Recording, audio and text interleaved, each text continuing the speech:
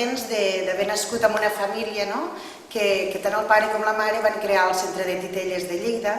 perquè per nosaltres ha sigut una sort, ja que haver nascut així d'aquesta manera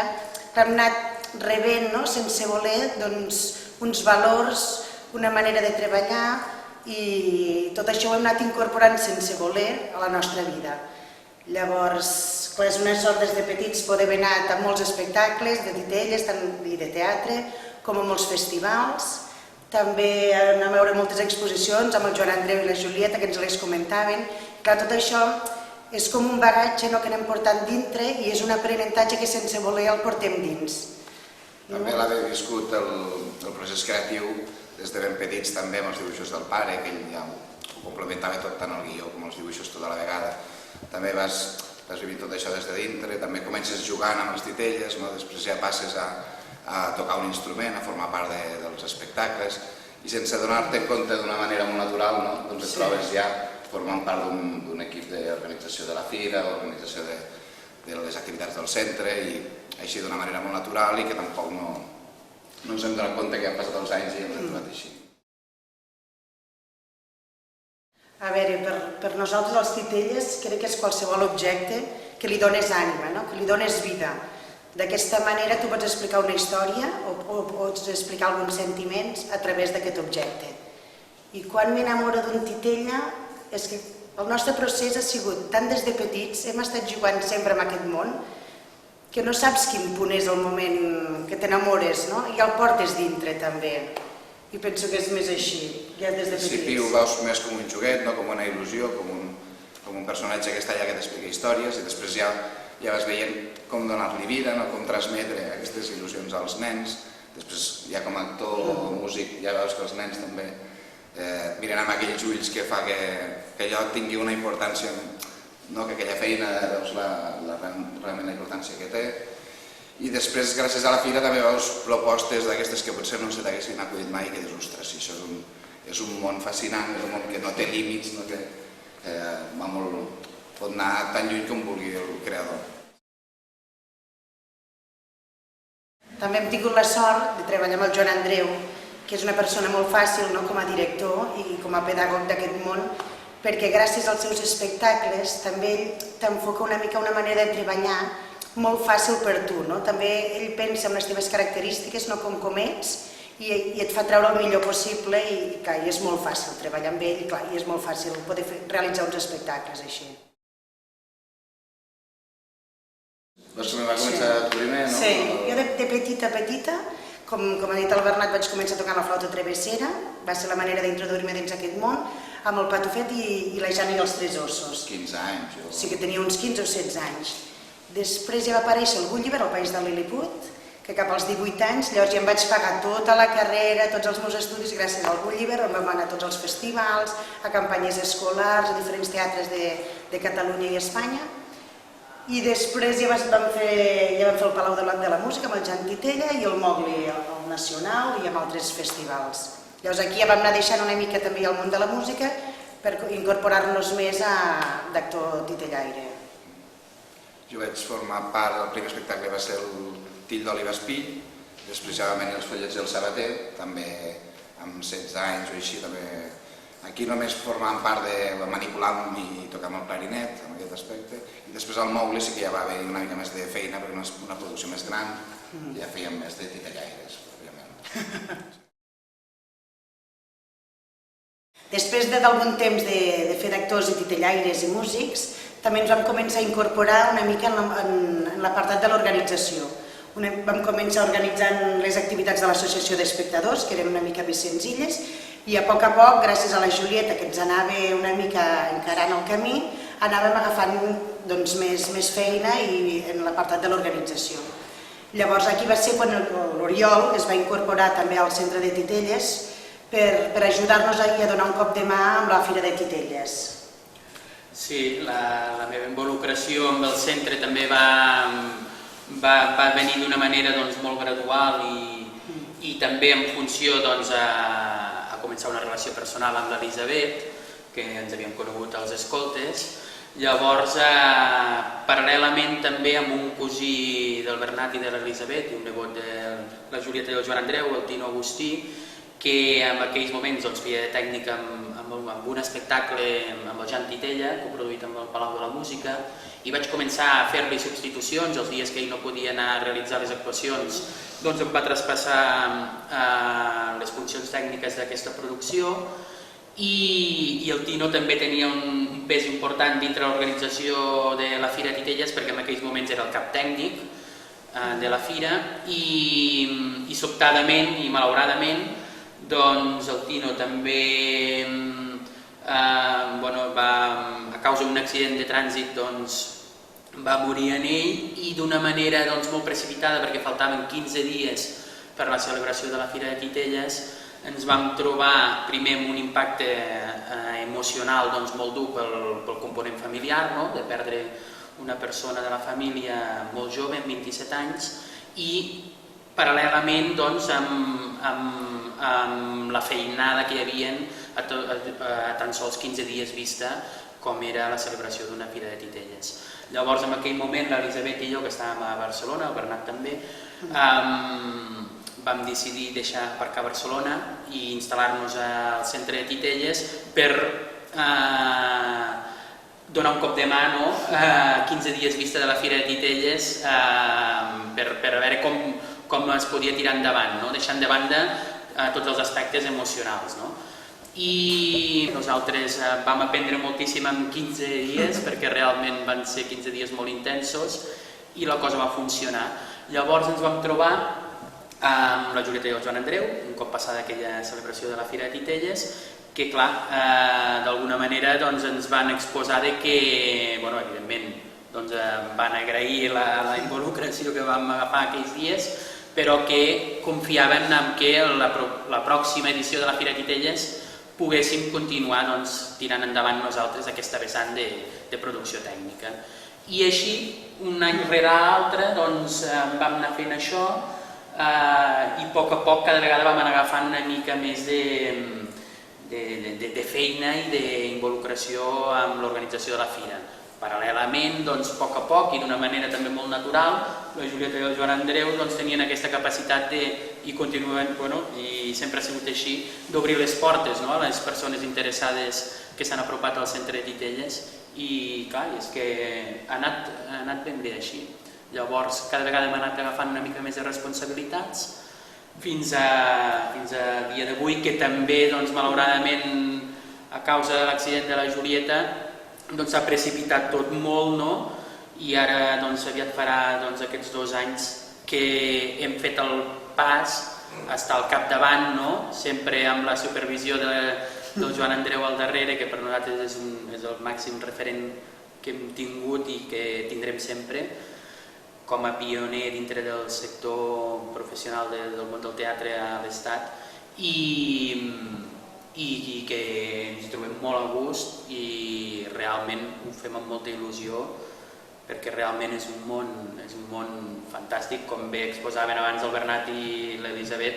que hi ha un retorn molt gran, ens sentim afortunats de poder-nos dedicar laboralment al món del teatre i al món del teatre de Titelles. Hi ha molta gent que ha passat pel centre de Titelles, que s'han declarat amants d'aquest art, i de cop i volta s'han trobat en una casa, que hi han tingut cabuda. Jo recordo molta gent, Fondeviles, Xescos, gent que s'hi ha trobat, que hi ha dedicat moltíssimes hores, i la Julieta i el Joan Andreu han tingut aquesta capacitat de fer sentir seu al centre de Titelles a tota aquesta gent que s'hi ha apropat. Com dèiem, també d'una manera així natural, cada vegada els tres hem anat agafant més responsabilitats. Per una banda amb la fira, que és l'activitat gran que organitza el centre de Titelles, però com bé sabeu, el centre de Titelles produeix espectacles, coprodueix espectacles, realitza exposicions, materialitza campanyes escolars, edita llibres, catàlegs, etc. Llavors nosaltres estem ara al capdavant també del centre de Titelles, realitzant totes aquestes tasques. I sempre, com comentàvem abans, amb la visió de la Julieta i el Joan Andreu, ens han anat formant perquè a dia d'avui el centre continuï estant al dia a nivell de produccions i de realització de cursos i de formacions amb diferents activitats que s'organitzen. L'Elisabet i jo estem una mica més a la part de direcció i gerència, tot el que implica temes econòmics i organització de la resta de l'equip a nivell de que la feina vagi sortint, planificant a temporades, nosaltres treballem per cursos escolars.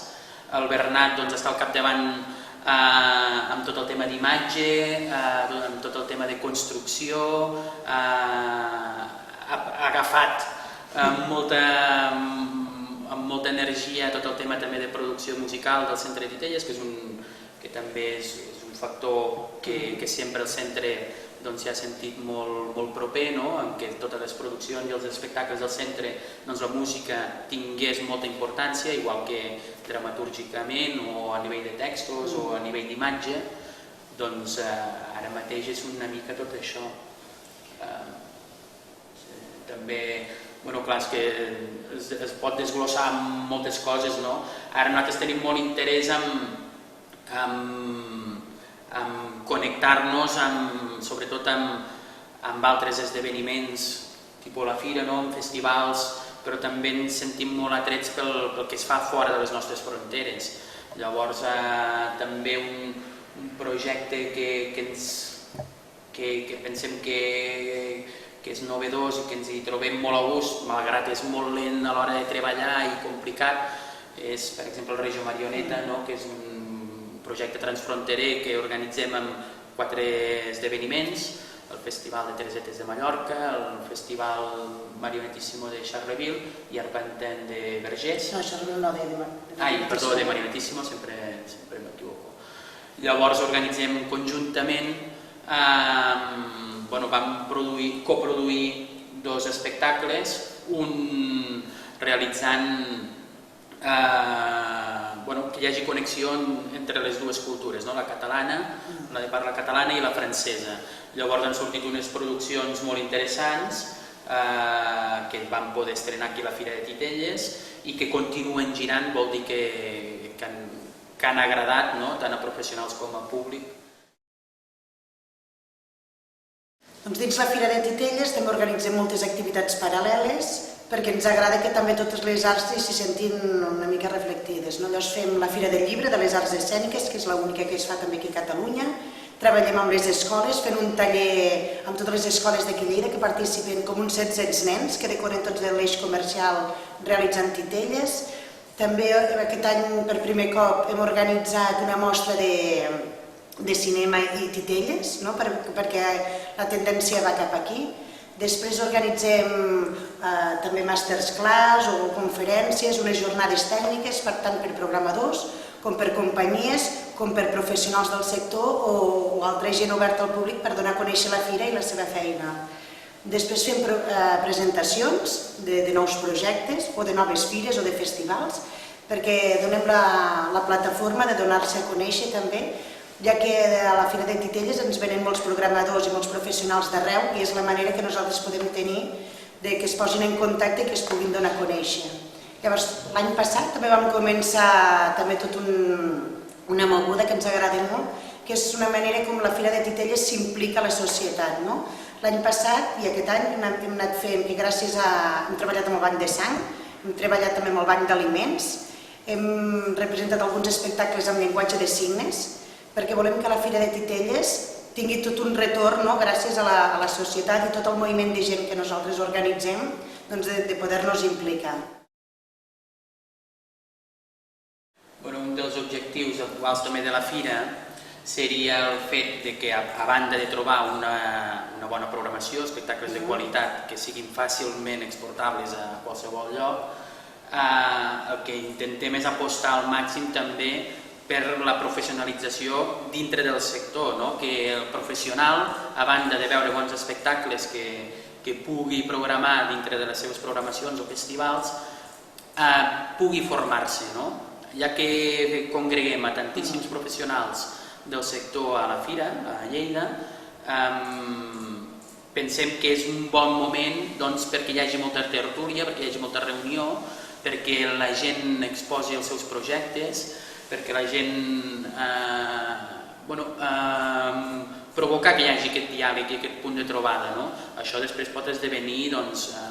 que un creador conegui una companyia o que un festival se li encengui la llum per engegar un nou projecte o el que sigui.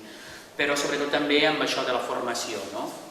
I també el que vam pensar és que estava molt bé, per una banda, fer activitats de formació pels professionals del món del teatre i de la cultura, però també pensàvem que l'any passat va ser una novetat a l'hora de fer les jornades tècniques, i si ho obrim a tots els sectors, a qualsevol gremi, que qualsevol gremi coincideixi amb els que ens dediquem al món de la cultura, a veure si tenim els mateixos neguits o poden sortir idees també conjuntes. I la veritat és que té bona resposta, perquè tenen molt bona assistència a les jornades. Llavors, pensem que aquestes persones que poden fer una ponència ben realitzada, a vegades no només ha de ser encarada cap a un sector, sinó que podem seure un forner amb un titellaire o un advocat amb un metge. I a la llibreta segur que tots hi apuntem coses per innovar. Fira com molt destacar una mica la programació, intentem sempre fer una equilibrada quant a països, quant a catalans, espanyols perquè també dius... Sí, a l'hora de realitzar la programació de la Fira,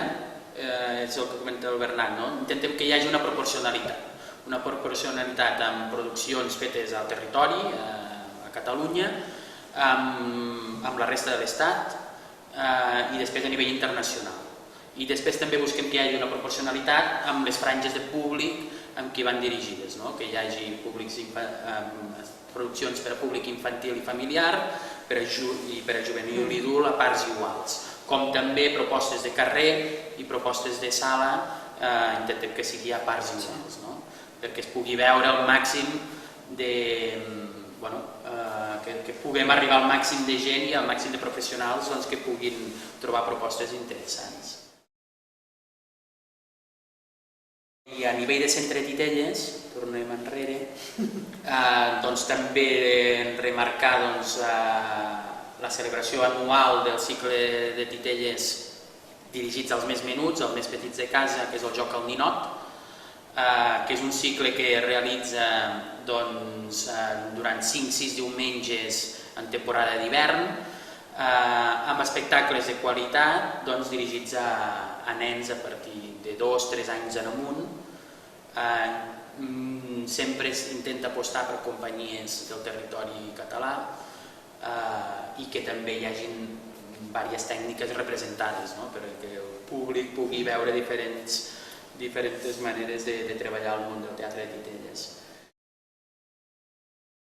El centre també és companyia i a banda de produir espectacles, un pes important també és el fet que nosaltres anem a actuar als teatres o als festivals. L'Elisabet i el Bernat han fet molts quilòmetres de carretera amb els espectacles del centre i actualment el centre té el seu propi equip de titellaires que estan movent 5 produccions majoritàriament per a públic infantil i familiar de petit i mitjà format pels teatres de Catalunya i d'arreu de l'Estat. Actualment també hi ha una gran coproducció en marxa encara que s'havia coproduït amb el Teatre del Liceu i el Teatre Nacional, que és els Músics de Bremen, que continua en cartellera, i el Palau de la Música. El Palau de la Música, amb un espectacle per a fer conèixer la música als més petits, als espectadors més joves, que és el Jan Titella, i després tenim el Gulliver, que amb motiu del 25è aniversari del Centre de Titelles ens va reposar degut a la contínua demanda encara del programador, s'havia deixat descansar, però doncs, per demanda dels professionals s'ha tornat a posar en circulació. El Quiso, que s'acaba d'estrenar ara mateix a la Fira de Titelles, tenim també el Petit Elefant i el Somni de l'Espantaocells. I el Xim, cert, i el Xim, que és un espectacle de superpetit format, adaptable a qualsevol tipus d'espai, en teatre o inclús a escoles, amb dues versions per a facilitar que els problemes econòmics no siguin un problema a l'hora de programar un espectacle de Titelles. Bueno, doncs la família del centre de Titelles continua creixent, no? I continua creixent d'una manera com ha crescut fins ara, com van iniciar la Julieta i el Joan Andreu. Doncs, bueno, aquí dins aviat coneixereu el Max, que el Max és el nostre quart fill, i de moment, vaja, és anècdota més, no? Però els altres tres de moment estan vivint d'una manera molt divertida la nostra implicació amb el centre de Titelles i amb la fira, perquè ells ens demanen de venir al centre de Titelles, perquè clar, saben que hi ha unes joguines, uns ninots que ells sols els donen vida i que és el que estan veient, no? Perquè constantment estan anant al teatre com ho feien el Bernat i l'Elisabet de petits, i també el que intentem és no saturar-los perquè volem que sigui una cosa que no s'encansin, sinó que la gaudeixin i que la disfrutin. I sempre també tenim molt present els valors que la cultura i el teatre de Titelles poden aportar a un nen d'aquestes edats i que s'acaben veient els resultats quan es fan adults. Jo penso que és molt important haver consumit cultura per després ser una persona amb unes idees coherents i poder-ho portar al teu dia a dia. Jo penso que els donarem també els mateixos valors que ens van donar a nosaltres i les mateixes oportunitats, perquè jugant no se sap mai on acabaràs, però penso que els donem l'oportunitat de viure una fira des de dins, de veure com es creen els espectacles, de com creen les músiques, Bernat? I que donar-los l'oportunitat i que si per la fira comencen també participant i comencen nosaltres fent més fotografies o els vídeos, doncs aquí endavant, clar, els obrirem les portes. Per ells és molt atractiu perquè primer saben que el Joan Andreu dibuixa, i dibuixa unes escenografies que les té pensades al cap i dibuixa uns titelles i després pensa uns materials, això fa que ells juguin a casa. Saben que el Bernat es posa a composar, un cop té els dibuixos i el text del Joan Andreu fa la seva interpretació en clau musical. Llavors ells a casa també agafen els seus instruments i fan les músiques dels espectacles. Però també el que és atractiu per ells és que tenen la sort d'entrar entre bambalines i de veure què passa en un camerino, perquè a vegades el joc, més que actuar, és la preparació. Ara estem als camerinos i ara ens vestim i ara ens hem de maquillar, perquè si no els focus ens fan que les ombres es vegin més marcades o els focus rebotin la llum. Totes aquestes coses penso que és un joc que els pot aportar molt. Doncs des de ben petits hem viscut la música a casa d'una manera molt especial. Amb la Julieta tocava amb el clarinet, ella tocava el piano, tots junts, ens acompanyava al conservatori a les audicions. Després també amb la família del Joan Andreu també teníem el Poire i Vallvé, que sempre estàvem muntant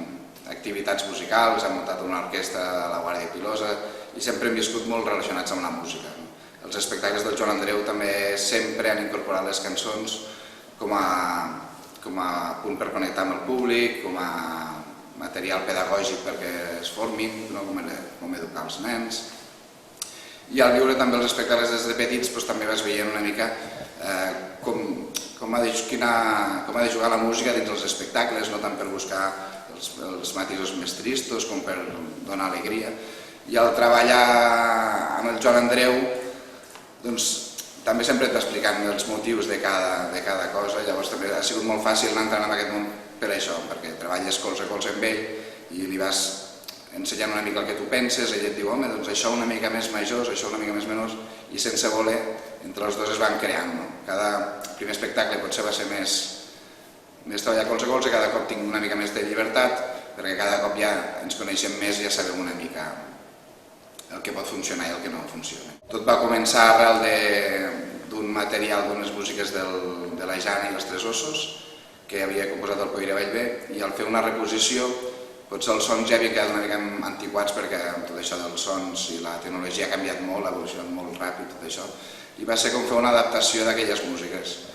I d'una manera tan senzilla els va agradar la idea, els va agradar la nova proposta i van dir, bueno, doncs provem el nou espectacle que va ser el Peter Pan. I allí va ser, doncs, vinga, amb l'ordinador, amb el clarinet, potser amb pocs mitjans, o mitjans que ara ja han evolucionat molt, va sortir una cosa mig decent i cada cop anem aprenent. Jo tampoc no crec ni em considero músic, perquè em queda molt per aprendre, però sí que a vegades la senzillesa de les músiques o la simplicitat a vegades pot arribar molt més que haver de fer una gran composició. I com que vas a crear ambients, tampoc no vas a lluir-te tu com a músic, ni vas simplement es tracta d'acompanyar l'espectacle i transmetre aquelles emocions, reafirmar aquelles emocions que volem fer arribar a l'espectador. Sí, llavors aquí està una mica la història complicada, que has de fer cançons, el pare em dona la lletra, o sigui, hi ha una mètrica molt marcada que s'ha de seguir, després es va variant, però el complicat seria que han de poder cantar els nens, en aquest cas del Quisso ja potser no en buscàvem aquest tant, que la cantessin tant, però en el cas del Xim, que són espectacles per a 2 anys, 3, vols que la cantin, però tampoc vols que siguin tan repetitives perquè el tercer dia els pares ja estiguin farts que el seu nen canti aquella cançó i estiguin cansats. Llavors és buscar aquesta simplicitat de la melodia, però potser amb uns arranjaments o amb un coixí melòdic una mica més ric. I aquí està una mica la clau, de que buscar cançons que siguin fàcils sense que hagin de ser comercials o nyonyes, i es comença per aquí, bàsicament comencem per aquí fent els 3 temes de cada espectacle, normalment hi ha 3, i un cop ja tenim la melodia, doncs després ja anem jugant amb aquesta melodia, doncs fent-la amb tons menors per moments més tristos o pujant una mica més el ritme i per moments més animats.